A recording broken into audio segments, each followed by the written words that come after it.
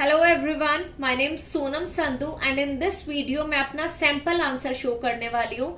And in this particular answer I have incorporated not only my bands brew method but also the PICS method.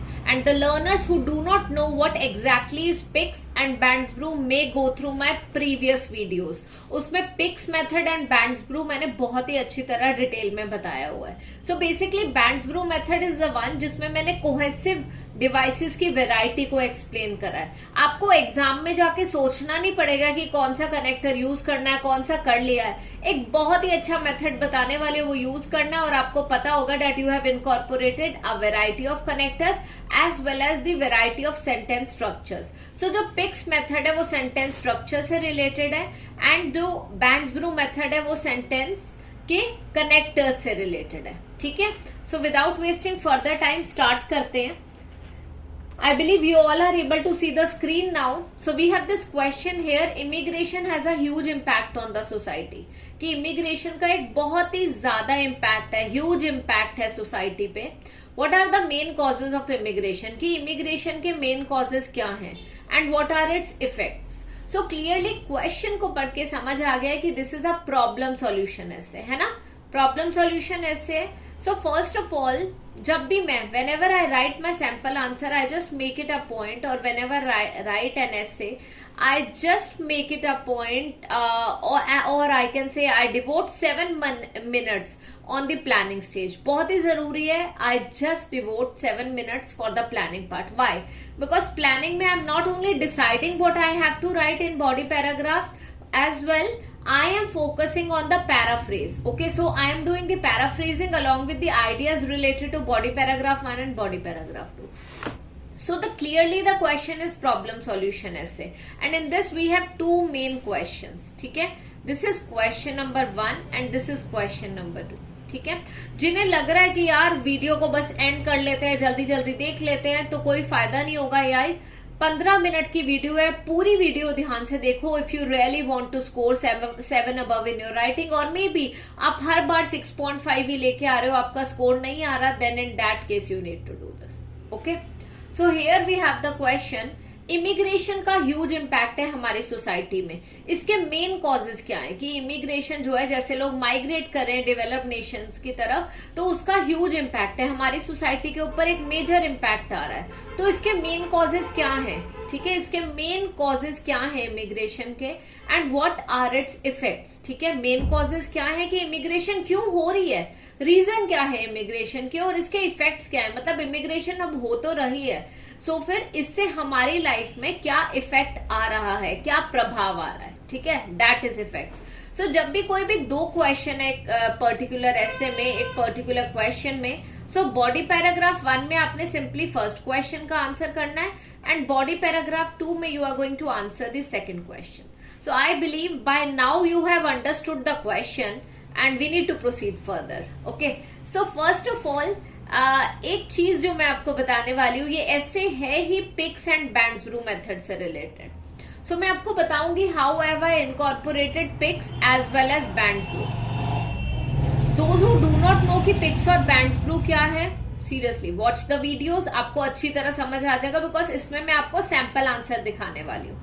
सो अब जैसे जैसे मैं use करती जाऊंगी, एक पैसिव स्ट्रक्चर कट कर दूंगी, इंटेरोगेटिव स्ट्रक्चर कट कर दूंगी, conditional sentence cut, simple sentence cut. In a similar manner bands brew में अलग अलग कनेक्टर्स हैं, और एक और है कनेक्टर H जो मैं हमेशा यूज करती हूँ. जैसे जैसे ये यूज हो जाएंगे तो मैं कट करती जाऊंगी. अब जरूरी नहीं है that we are going to incorporate every single alphabet in PICS and every single alphabet in BANDS BREW.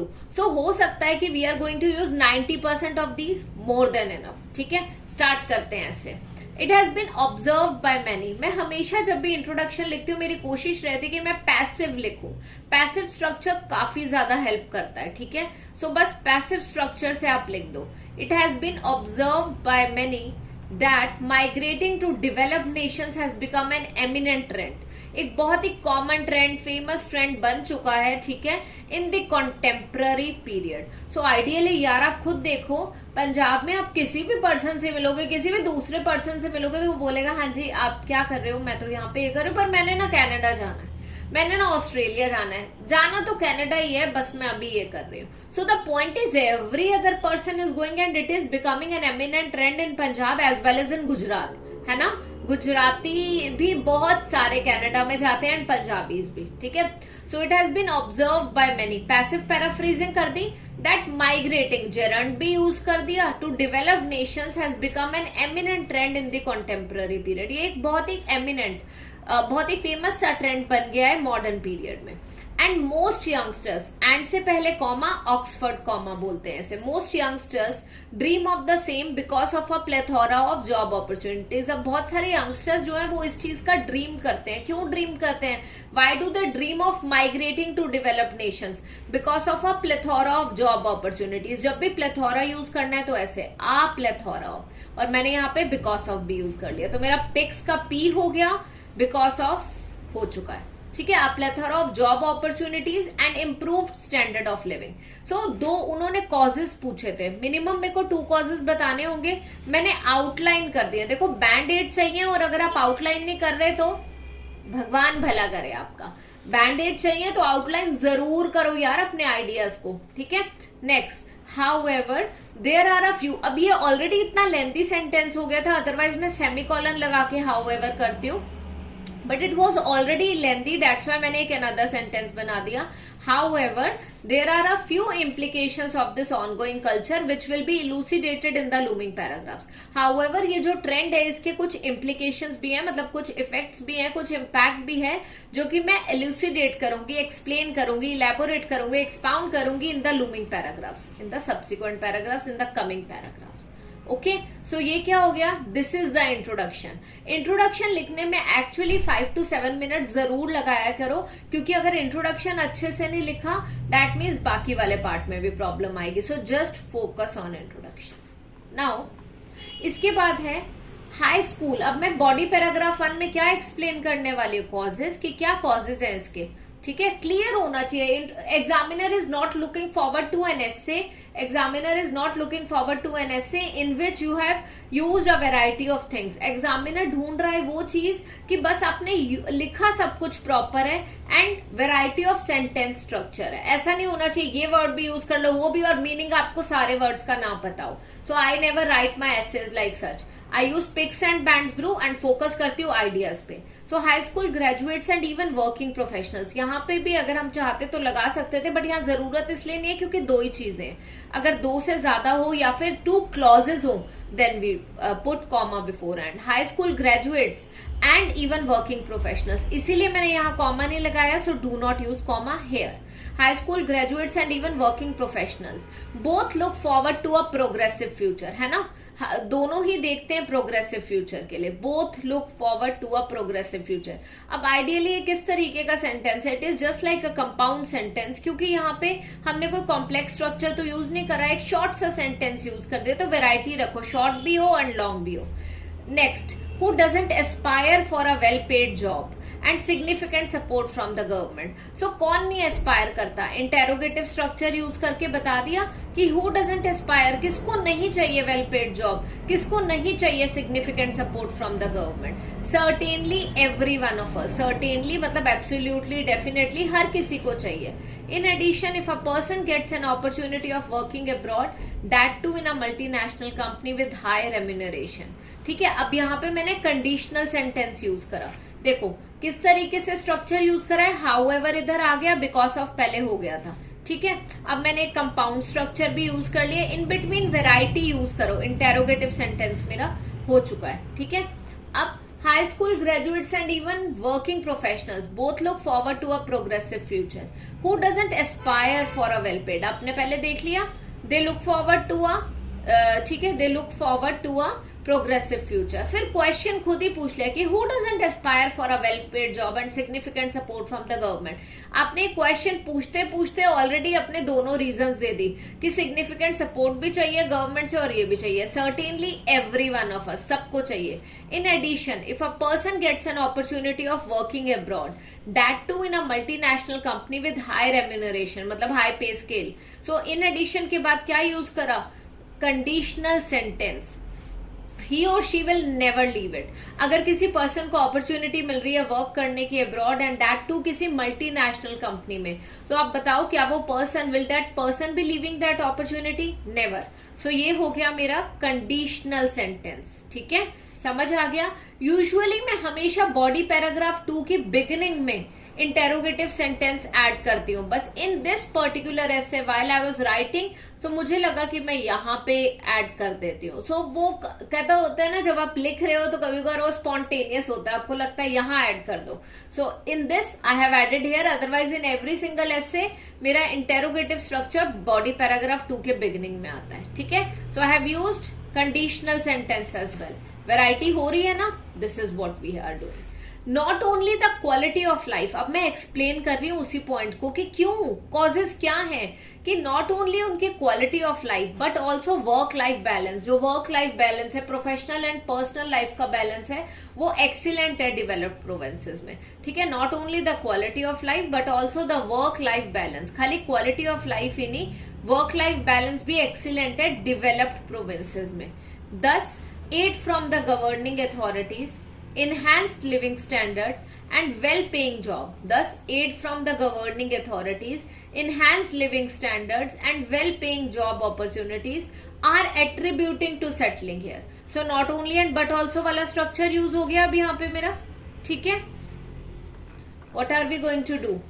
Not only but also, cut करते जाओ जो जो यूज हो गया। ठीक है, so not only the quality of life but also the work life balance is excellent in developed provinces. Not only but also structure को इस तरीके से यूज करते हैं। अगर ये स्ट्रक्चर यूज नहीं करने आते, प्लीज पेशेंस बनाए रखो, पूरी वीडियो को ध्यान से देखो। along with this आपने क्या करना है, बैंड्स ब्रू वाली वीडियो को अच्छी तरह देखो और समझो कि एक एक स्ट्रक्चर कैसे यूज करते हैं। बट फिर भी अगर आप राइटिंग में इंप्रूव नहीं करते तो गाइस देखो, एक सिंपल सा फंडा है, if you are not improving in a particular module, खाली किसी एक ही मॉड्यूल में आपको प्रॉब्लम आ रही है, 2 में आ रही है, बाकी दोनों में आप अच्छा परफॉर्म कर रहे हो एंड आपने इंप्रूव कर लिया उन दोनों में, अब इट मीन्स कि आपको किसी की प्रोफेशनल हेल्प की जरूरत है। इन that case you can contact us. Okay, now 10 आपने हमेशा अब इसमें क्या करा, देखो जरूरी नहीं है कि जब आप एग्जाम्पल दे रहे हो तो एग्जाम्पल देना है फॉर एग्जाम्पल लिख के। मैंने यहाँ एग्जाम्पल दिया है with the help of the conditional sentence. If a person gets an opportunity, अगर एक पर्सन को अपॉर्चुनिटी मिलती है मल्टीनेशनल कंपनी में हाई रेम्यूनरेशन के साथ, तो वो क्यों छोड़ेगा? He will never leave it. ठीक है, 10 aid from the governing authorities, enhanced living standards and well-paying job opportunities are attributing to settling in foreign lands. thus ये सारी जो reasons है इसकी वजह से क्या हो रहा है, are attributing to, leading to settling in foreign lands, क्योंकि लोग इसी वजह से settle कर रहे हैं foreign lands में। so ये हो गए causes, these are the causes. now next is body paragraph 2 में effects, कि क्या प्रभाव है, अगर इमिग्रेशन हो रही है तो इससे हो क्या रहा है, what are the effects? Several impacts can be observed as a result of the populate migrating abroad. बहुत सारे impacts देखे जा सकते हैं, can be observed as a result of the populace migrating abroad. Population, rather than living in their homeland, the creamy layer prefers moving to the countries with top-notch technology, resulting into brain drain. तो अब explain कर दिया कि इसकी वजह से brain drain हो रहा है और मेरा रादर देन वाला स्ट्रक्चर भी यूज हो गया। सो आइडियली मैंने सिंपल स्ट्रक्चर भी यूज कर लिया, रादर देन वाला स्ट्रक्चर भी मेरा यूज हो गया, वेराइटी यूज हो रही है ना, वेराइटी यूज हो रही है विच इज रिक्वायर्ड। ठीक है,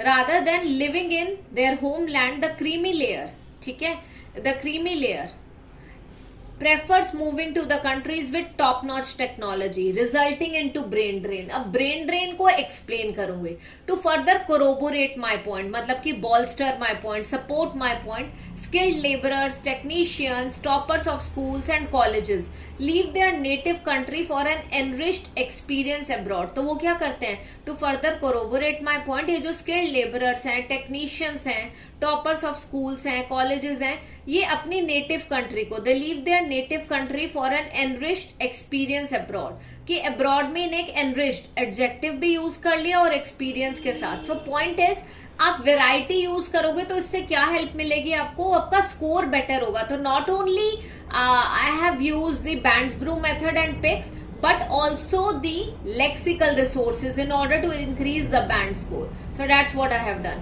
For an enriched experience abroad. So अब इस चीज को मैंने explain कर दिया. So enriched experience मिल रहा है. This has been proven several times. Simple sentence आ गया ना? Proven several times. Moreover, it also destabilizes the economic growth. अब जो home country है, native country है, जैसे इंडिया से लोग कनाडा जा रहे हैं, तो इंडिया की economic growth ही तो destabilize हो रही है ना. That's what. इंडिया में ही तो ब्रेन ड्रेन आ रहा है ना, तो वही तो एक्सप्लेन करा है ना. Moreover it also destabilises the economic growth of the home country. So simple हो गया. Next, besides this the inhabitants of foreign nations have to compromise with the inadequate resources available. अब जब इतने सारे लोग इंडिया के बाहर जाएंगे तो जो रिसोर्सेज हैं वो भी तो कम होंगे ना फॉरेनर्स के लिए. सो ये चीज हो रहा है. This scarcity of goods is owing to the escalating population of immigrants and globalisation. ये जो स्कार्सिटी है ये खाली एस्केलेटिंग पॉपुलेशन, ये जो पॉपुलेशन बढ़ रही है इमिग्रेंट्स की उन्हीं की वजह से नहीं है, बट ग्लोबलाइजेशन की वजह से भी है. So what is this? I have used besides this as well. ठीक है, हर एक चीज का स्ट्रक्चर पॉइंट बाय पॉइंट आ रहा है ना. ठीक है, I have used besides this, I have used simple sentence, I have used interrogative sentence. आगे प्रोसीड करते हैं. मोर ओवर, इन एडिशन मैंने यूज करा है यहाँ पे, इन एडिशन भी मैंने यूज कर लिया है. ठीक है, सो मैं वेराइटी यूज कर रही हूं. एक ही कनेक्टर दोबारा रिपीट नहीं होना चाहिए. ठीक है, लास्ट में आई have used double comparative sentence of mine. The more the number of migrants, the less the number of commodities for the aborigines, जो कि वहां पे रहते हैं. देखो आप देख रहे हो कि किस तरीके से लेक्सिकल रिसोर्सेज यूज हो रहे हैं. अगर एक वर्ड यूज हो गया पॉपुलेशन तो दोबारा पॉपुलेस यूज होगा, पीपल यूज होगा, इंडिविजुअल्स यूज होगा, इमिग्रेंट्स यूज होगा, सेम वर्ड दोबारा रिपीट नहीं होगा. सो ऐसे बैंड 8 आएंगे. ठीक है, या बैंड 7 अबव आएंगे. नाउ ये तो हो गया, डबल कंपैरेटिव भी यूज कर लिया. This is what is required. Variety होनी चाहिए, एक ही स्ट्रक्चर नहीं होना चाहिए थ्रू आउट द ऐसे. और यहाँ पे जब मैंने एग्जाम्पल भी दिया था तो दिस वाज द एग्जाम्पल कि ये जो है दे आर लिविंग देयर. ठीक है, so to further corroborate my point, skilled labourers. ठीक है, ये सारे लोग skilled labourers, toppers of schools, colleges leave their native country for an enriched experience. उनको एक एनरिच्ड एक्सपीरियंस, एक बेटर एक्सपीरियंस मिलता है अब्रॉड, इसीलिए वो जा रहे हैं. This has been proven several times. So ये मेरा एक एग्जाम्पल था. Last but not the least, conclusion. Conclusion में मेरा फिक्स्ड है. हर एक एसे में एक्सेप्ट टोटली एग्री और disagree, I just use although वाला स्ट्रक्चर.